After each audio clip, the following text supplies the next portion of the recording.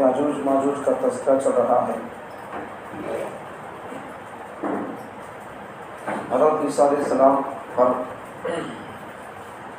اللہ تعالیٰ وحی نازل فرمائیں گے کہ ہم یہ قوم کو نکالیں گے، تمہیں انسانوں کو، مسلمانوں کو لے کر، ماننے والے لوگوں کو لے کر دور پہاڑ پر چلے جاؤ۔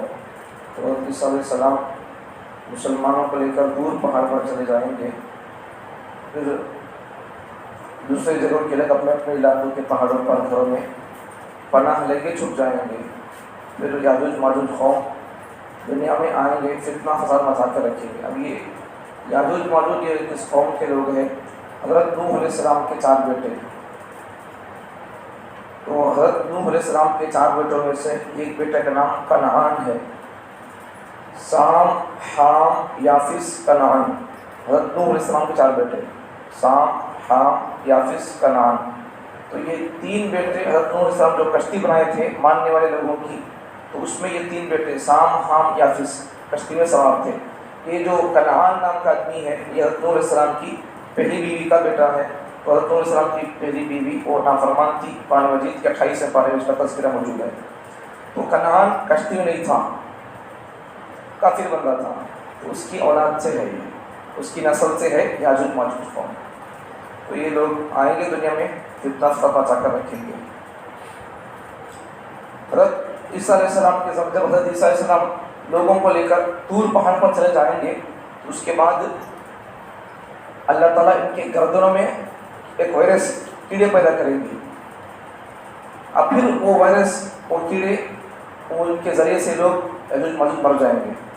اب جب مر جائیں گے تو پھر اللہ تعالیٰ یہ کچرے کو صاف کرنے کے لیے اللہ تعالیٰ پرندوں کو بھیجیں گے، اور وہ پرندوں کی گردنیں اونٹ کے سر کا بڑی بڑی گردنیں ہوگی، ہوتی موٹی لمبی گردنیں ہوگی۔ اب وہ پرندے ان کو اٹھا کر ایک کچرے کو دریا میں ڈال دیں گے، کلیئر ہو جائے گا پورا زمین کا حصہ۔ پھر اس پر اللہ تعالیٰ ایک ہلکی بارش کریں گے اور صاف ہونے کے لیے زمین پوری شیشے کے سر کا صاف ہو جائے گی۔ پھر اس کے بعد میں اللہ تعالیٰ حضرت عیسیٰ علیہ السلام کو دنیا میں رکھے گا۔ حضرت عیسیٰ علیہ السلام 40 سال یا 40 پر 5 سال دنیا میں زندہ رہیں گے، مدینہ منورہ میں انتقال فرمائیں گے۔ حضرت عیسیٰ علیہ السلام اپنے بعد 40 سال یا 40 پر 5 سال حضرت عیسیٰ علیہ السلام، اس کے بعد یاجوج ماجوج کے مر جانے کے بعد اللہ تعالیٰ حضرت عیسیٰ علیہ السلام کو دنیا میں 40 سال یا 40 سے 5 سال زندہ رکھیں گے، اور ان کی وفات، موت ہوگی مدینہ منورہ میں، مدینے میں۔ پھر اس وقت آگے کیا ہوگا؟ حضرت عیسیٰ علیہ السلام اپنے بعد، ان کے بعد حضرت عیسیٰ علیہ السلام ایک آدمی کو، قحطانی آدمی، اس کا نام ہوگا جہجاہ، اس آدمی کو حضرت عیسیٰ علیہ السلام اپنا بادشاہ بنائیں گے اپنے بعد۔ تو پھر وہ جہجاہ نام کا آدمی دنیا میں عدل و انصاف قائم کرے گا، مگر ساتھ ہی ساتھ برائیاں بھی رہتے ہر زمانے میں، تو ساتھ ہی ساتھ شر اور فساد بھی پھیلنا شروع ہو جائے گا یہاں تک رہتا۔ اس کے بعد پھر کیا ہوتا؟ وہ جہجاہ نام کا، جسے حضرت عیسیٰ علیہ السلام بادشاہ بنائے تھے اپنے بعد میں، ان رہتا، اس کا انتقال کے بعد پھر چند اچھے آدمی حکومت کرتے۔ جہجاہ کے بعد چند بادشاہ ہوں گے، کفر اور الحاد، شر اور فساد بڑھنا شروع ہوگا، یہاں تک کہ ایک مکان مغرب میں اور ایک مکان مشرق، جہاں منکرین تقدیر رہتے ہوں گے، وہ دھس جائیں گے، اور انہی دنوں آسمان سے ایک بہت بڑا دھواں ظاہر ہوگا۔ تو جہجاہ نام کا بادشاہ انتقال ہوا تھا، اس کے بعد چند بادشاہ کریں گے۔ پھر اس کے بعد کیا ہوگا؟ کفر اور الحاد، برائیاں پھر پھیلنا شروع ہو جائیں گی، یہاں تک کہ ایک مکان مشرق میں، ایک مکان مغرب میں، جہاں لوگ تقدیر کو نہیں مانتے سو لگا رہیں گے، تو وہ لوگوں کا گھراں اور وہ لوگ زمین دھس جائیں گے، اور انہی دنوں آسمان سے ایک بہت بڑا دھواں ظاہر ہوگا، جو آسمان سے لے کر زمین تک تمام چیزوں کو گھیر لے گا، جس سے لوگوں کا دم گھٹنے لگے گا۔ وہ دھواں 40 دن تک رہے گا، مسلمانوں کو زکام سا معلوم ہوگا، اور کافروں پر بے ہوشی طاری ہو جائے گی، کسی کو 2 دن میں اور کسی کو 3 دن میں ہوش آئے گا۔ تو اس کے بعد یہ جہجاہ بادشاہ اور چند بادشاہ کے بعد پھر اس کے بعد کیا ہوگا؟ دھواں آئے گا، دھواں آسمان سے لے کر زمین تک ہوتا، پھر فل ہوتا دھواں، دن تک نہیں کیا دن۔ یہ دھواں آیا تھا نبی صلی اللہ علیہ وسلم کے زمانے میں، کافر لوگ نبی صلی اللہ علیہ وسلم کی بات کافر لوگ مانتے تھے، تو نبی صلی اللہ علیہ وسلم کے لیے بد دعا کر دیے تھے۔ تو اس کے بعد میں مدینے کے اندر قحط پڑ گیا، خات بولتے نہیں، خات قحط، تو قحط پڑ گیا. قحط پڑنے کے بعد میں اتنا قحط آ گیا کہ لوگ بالکل پریشان. اب کھانا نہیں کھے تو کیا ہو جاتا، کمزوری آئی تھی جسم کے اندر. تو اتنا کمزوری آتی انسانوں کے آ گئی تھی مکے کے قاتلوں کے پیٹوں میں اور ان کے جسموں میں کہ بالکل آنکھیں کی روشنی بھی کم ہو جا کو دھواں دھواں سا دستا تھا انسان. تو پھر بعد میں ابو سفیان پہنچا کو رسول اللہ سے بولتے ہیں تمہیں ابھی ہمارے کو تمہیں اللہ تعالیٰ کی طرف لانے والے اور تمہیں رحم دل والے ہیں، تمہیں لوگوں کو لانے کا کام، صلہ رحمی کا کام کرنے والے تمہیں کافر تمہاری قوم، ہمیں تمہارے سب قریش کے لوگ ہمیں سب تمہاری قومی 600 دعا کرتا ہوں اتنا پریشان کہیں تمہارے کو کیا کریں، گزارش کرتے ہیں ابو سفیان. تو اس کا پھر نبی صلی اللہ علیہ وسلم دعا کرتے ہیں اچھا ہو جاتا ماحول. تو یہ دھواں تو وہ، لیکن قیامت کے قریب جو دھواں آئے گا بول کر ہے حضرت عبداللہ بن مسعود رضی اللہ عنہ فرماتے ہیں اس دھوئیں سے مراد جہاں جو قرآن مجید میں دھواں کا تذکرہ ہے 25ویں پارے سورہ دخان کے اندر، تو اس سے مراد وہ دھواں بول کر بولتے ہیں. لیکن دوسری روایت اور دوسرے صحابہ کی بات دیکھیں گے. اور ایک بات بولنا حضرت ابو عبداللہ بن مسعود کا بھی کہ قیامت کے قریب بھی ایک اور دھواں آئے گا، یہ وہ دھواں مطلب ہے بول بولتے ہیں. لیکن یہ دھواں آئے گا قیامت کے قریب میں اور یہ دھواں 40 دن تک رہے گا. 40 دن تک 40 دن 40 رات دھواں رہے گا اور فل دھواں. اس دھوئیں سے کافر لوگوں کی ہوش اڑ جائے گی اور مسلمان لوگوں کو زخم لگ سکتا رہتا، ٹھیک ہے سکتا زخم لگ سکتا رہتا. وہی ہے بس یہ دھواں آئے گا. اگر بس ترجمہ وہ آیت جو قرآن مجید میں جس سے بارے میں اس کا مطلب فرتقب یوم تأتی السماء بدخان مبین یغشی الناس ھذا عذاب علیم. دخان سے مراد عربی میں دھواں. تو بس اس روز کا انتظار کیجئے، فرتقب انتظار کیجئے آپ، یوم تأتی السماء بدخان مبین آسمان کی طرف ایک دھواں نمودار ہوگا آسمان سے. اور حضرت عبداللہ بن مسعود بتایا ہے، عبداللہ بن مسعود رضی اللہ عنہ فرماتے ہیں کہ یہ دخان کی علامت گزر چکی ہے. حضور صلی اللہ علیہ وسلم کی بددعا سے اس زمانے میں ایک سخت قحط پڑا تھا جس کی شدت سے کفار زمین پر دھواں دیکھتے تھے تادیہ سے. بس صحابہ قیامت کے قریب میں آنے والا دھواں مراد دیکھتے ہیں. اس کے بعد پھر کیا ہوگا، یہ دھواں 40 دن تک رہے گا. پھر اس کے بعد میں دابۃ الارض ایک جانور نکلے گا. قرآن مجید کے 20ویں پارے میں اس کا تذکرہ ہے وَإِذَا وَقَعَ الْقَوْلُ عَلَيْهِمْ أَخْرَجْنَا لَهُمْ دَابَّةً مِنَ الْأَرْضِ. دابۃ من الارض زمین سے نکلے گا جانور. دابۃ من الارض، دابۃ جانور چوپایا 4 پاؤں والا، زمین سے من الارض دابۃ من الارض ایک چوپایا نکلے گا، من الارض زمین سے نکلے گا. تکلم بات کرے گا وہ، ان الناس لوگوں سے بات کرے گا، کانوا بآیاتنا لا یوقنون کہ یہ لوگ ہماری آیتوں پر ایمان لاتے نہیں تھے. اللہ تعالیٰ فرماتے ہیں یہ جانور نکلے گا. پھر اس کے بعد دھوئیں کے بعد جانور نکلے گا. اب جانور کیسا ہوگا، جانور بہت بڑا ہوگا، جانور عجیب و غریب جانور ہوگا، بہت بڑا جانور ہوگا. قیامت کی وہ کتنا بڑا ہوگا، لمبی طویل تفصیل ہے، میں ایک بات بول دیتا ہوں. وہ پتھر جیسا حضرت صالح علیہ السلام کی اونٹنی، لوگوں کے بولنے پر لوگ حضرت صالح علیہ السلام سے بولے تو حضرت صالح علیہ السلام اللہ سے دعا کیے تو پھر پتھر سے اونٹ نکلی تھی اونٹنی. تو ویسا یہ پتھر بھی ایک 2-3 باتیں ہیں کہاں سے نکلے گا بولتے اس بارے میں. تو یہ جانور اتنا بڑا ہوگا کہ وہ چٹان سے بڑے پتھر سے باہر آنے میں اسے تقریباً 9 دن لگ جائیں گے. وہ اتنا بڑا جانور ہوگا یہ. اور یہ ہر مسلمان بندے کو نشانی لگائے گا. جب ہر مسلمان بندے کو نشانی لگائے گا تو اس کا چہرہ اور وہ چمکتا ہوگا. جب کافر بندے کو نشانی لگائے گا تو پھر اس کا منہ اور کافر آدمی کالا ہو جاتا ہے. یہ ہوگا. اب اس کے 2 سنگوں کے درمیان میں 5 کلومیٹر کا گیپ ہوگا. تب جانور آئے گا. اب ذرا اتنا کیا کرتے ہیں اس وقت میں، اور عجیب غریب جانور آیا تو کیا کرتے ہیں لوگ، ڈر جاتے نہیں. 5 کلومیٹر 2 سنگوں کے بیچ میں 5 کلومیٹر کا لمبا گیپ ہے تو کتنا بڑا رہیں گے جانور کو. پتھر چٹان سے نکلنے کے واسطے 9 دن جاتے ہوتے کتنا بڑا رہے گا وہ. جب اتنا بڑا جانور لوگ دیکھیں گے تو کیا کریں گے، بھاگنا شروع ہو جائیں گے. تو اس وقت کیا ہو جاتا، ایک آدمی چپکے تو بھی جانور آتا ہے کہ بول کو نماز رکعت بنتا، چپکے نماز پڑھتا نہیں، چپکے اس لیے کیا کرتا ہے جانور کو بول چپکے رکعت نماز کا مذاق کرتا رہتا ہے، رکعت بن لیتا.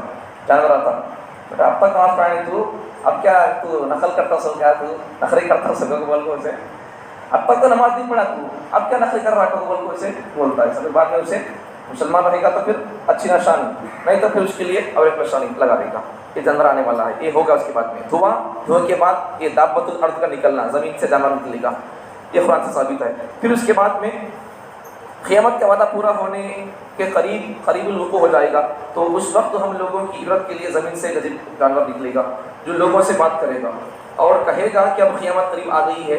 یہ جانور ہم زمین سے اس لیے نکالیں گے کہ لوگ ہماری نشانیوں کا یقین نہیں کرتے تھے۔ اللہ تعالیٰ فرماتے ہیں جس روز آفتاب مغرب سے طلوع ہوگا اسی دن یہ عجیب الخلقت جانور زمین سے نکلے گا۔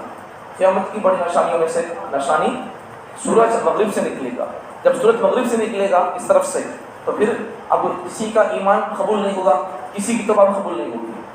تو جس دن سورج ادھر سے نکلے گا اسی دن یہ جانور نکلے گا۔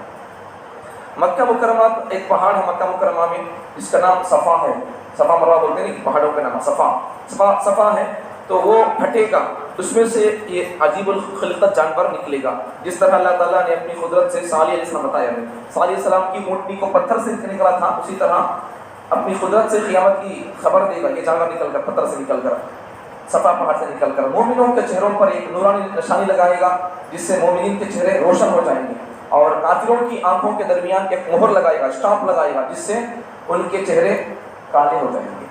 اور حسب ارشاد وامتاز اليوم ایھا المجرمون، اب یہیں سے ایک تو اچھے لوگوں برے لوگوں میں فرق اللہ قیامت میں کریں گے، اور لیکن ایک فرق یہاں سے شروع ہو جائے گا، مسلم اور مجرم کا امتیاز اس طرح شروع ہو جائے گا، اور پورا امتیاز حساب کتاب کے دن ہوگا، حساب کتاب کے بعد۔ اس کے بعد پھر کیا ہوگا، ایک ٹھنڈی ہوا چلتی ہے، جب جانور زمین سے نکلتا اس کا پھر کیا ہوگا، کچھ عرصہ بعد ایک ٹھنڈی ہوا چلے گی جس سے تمام ایمان والے لوگ، اہل خیر ایمان والے لوگ مر جائیں گے، یہاں تک کہ اگر کوئی مومن کسی غار میں کہاں تو جا کو، کوئی مسلمان بندہ کہاں تو بھی جا کو چھپو ہے پہاڑوں میں، تو پھر وہ ٹھنڈی ہوا اسی لگتی ہے اور اس ہوے سے وہ آدمی مر جاتا ہے، مسلمان آدمی، ایک ٹھنڈی ہوا چلتی ہے، اس ٹھنڈی ہوا سے زمین سے پورے مسلمان آدمی مر جاتے ہیں، اچھے آدمی مر جاتے ہیں۔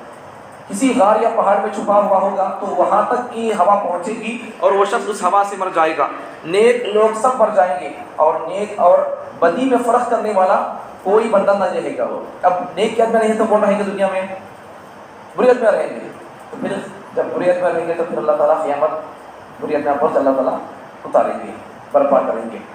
حدیث میں بھی ہے نہیں، اللہ اللہ نہیں بول دو قیامت آتی کو بول دو، جب ایک بھی ایمان والا نہیں رہے گا، ٹھنڈی ہوا آئے گی، اس ٹھنڈی ہوا سے سب لوگ مر جائیں گے، نیک لوگ تو پھر خالی بری آدمی رہیں گے، بری آدمی پر قیامت قائم ہوگی۔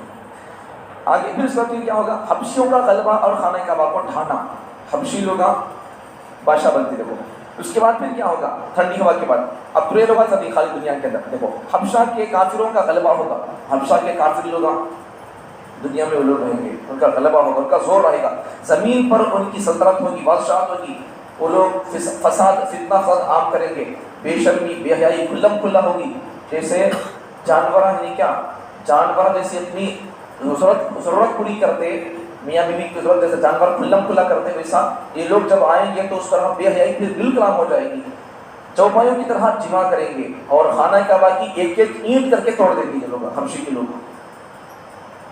پھر کیا ہوگا، حدیث میں نبی صلی اللہ علیہ وسلم، خانہ کعبہ کے امام مہدی کے بعد جمع ہونے والے خزانے کو چھوٹی پنڈلیوں والا حبشے کا رہنے والا نکالے گا۔ امام مہدی کے بعد جو ان کے زمانے جو خزانہ جمع ہوگا تو یہ حبشے کے لوگ وہ خزانہ نکالیں گے، کعبے کی اینٹ سے اینٹ بجا دیں گے، کعبے کو توڑ کر رکھیں گے لوگ۔ اس کا پھر کیا ہوگا، آگ کا نکلنا، آگ نکلے گی، قیامت کی آخری نشانیوں میں سے یہ آگ کا نکلنا، آگ نکلے گی، جانور نکلے گا بڑا نہیں، ویسا پھر آگ بھی نکلے گی۔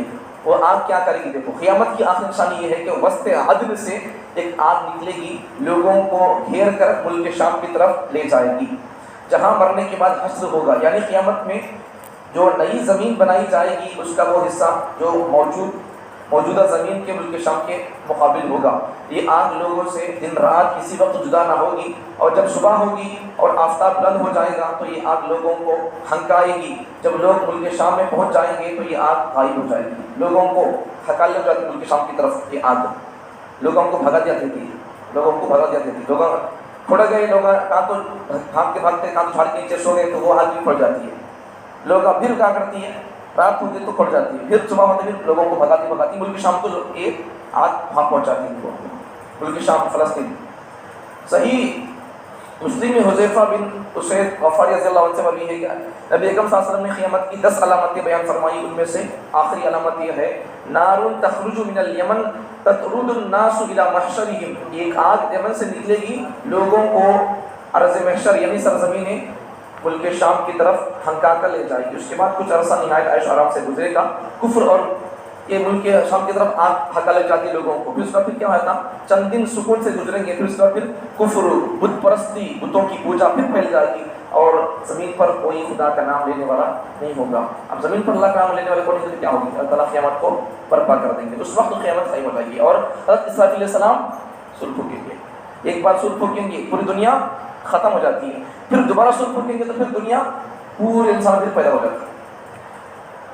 تنبیہ اکثر حدیث میں اچھا ایک بات ہے تو قیامت کی آخری نشانی میں سے یہ نشانی ہوگی آگ کا نکلنا قیامت اس طرف سے. اچھا اس کے بعد پھر کیا ہوگا؟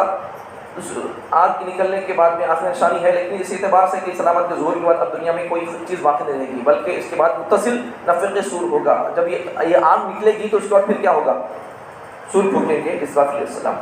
آخری بات ہے آخر عمر بھر اگر کوئی آدمی کیسا بھی کیوں نہ ہو مگر اس کی موت اگر اچھے پن میں آئی، ایمان کو آئی، تو پھر اس کا انجام بھی اچھا ہوگا. اگر زندگی بھر آدمی کافر تھا، مرتے وقت کلمہ پڑھ لیا یا پھر ایمان لا لیا مرنے سے تھوڑی دیر پہلے، تو بھی اس کا انجام جنت ہوگا. تو اعتبار کس کا ہے بولو؟ مرنے کا اعتبار. اس لیے ہمیں مسلمان بن کر مرنے کی ہمیں فکر کرنا، کوشش کرنا، اللہ سے دعا کرتے رہنا. دوسری بات، آدمی عمر بھر جب کبھی توبہ کرے یا مسلمان ہو اللہ کے ہاں مقبول ہے. ہمیں زندگی میں اگر توبہ کریں گے اللہ سے گناہوں کی معافی چاہ لیں گے یا پھر اسلام میں کوئی بندہ آ جائے گا قبول ہے. لیکن جب آدمی کی سانس اکھڑتی ہے یا پھر اس طرف سے اگر سورج نکل گیا تو پھر اس وقت توبہ بھی قبول نہیں ہوتی اور ایمان بھی قبول نہیں ہوتا. البتہ مرتے دم جب سانس ٹوٹنے لگے اور عذاب کے فرشتے دیکھ پائے، آدمی جب مرتے وقت میں فرشتے سے دستے رہتے ہیں عذاب کے فرشتے، تو اگر اس وقت فرشتوں کو دیکھ کر اگر آدمی مرتا ہے سانس اکھڑتی ہے اس کے وقت اگر توبہ کرتے ہیں ایمان لاتے ہیں تو اس وقت کا فرشتوں کو دیکھ کر ایمان لانا قابل قبول نہیں ہوگا. یہ ہمارے پوری یہاں تک کے عقیدے ہو گئے. انشاءاللہ کل سے قرآن کی تفسیر اس وقت شروع کریں گے. اللہ تعالیٰ ہم تمام کو اپنے عقائد پر جم کر رہنے کی توفیق عطا فرمائے. سبحان اللہ وبحمدہ، سبحانک اللہم وبحمدک، اشہد ان لا الہ الا انت، استغفرک واتوب الیک. کل سے انشاءاللہ قرآن کی تفسیر الحمد سورہ کل شروع کریں گے. قرآن کی بیسکلی باتیں کل بتاؤں گا آپ کو، وحی کسے بولتے، وحی کیسا آئی ہے. کل اس کا پھر قرآن کی تفسیر پہلے چھوٹے چھوٹے سورے میں نمازیں جو پڑھتے نہیں وہ کروں گا، تفسیر اس کے معنی مطلب، پھر اس کا پھر دوسری تفسیر شروع کروں. اللہ تعالیٰ ہم تمام کو عمل کی توفیق عطا فرمائے.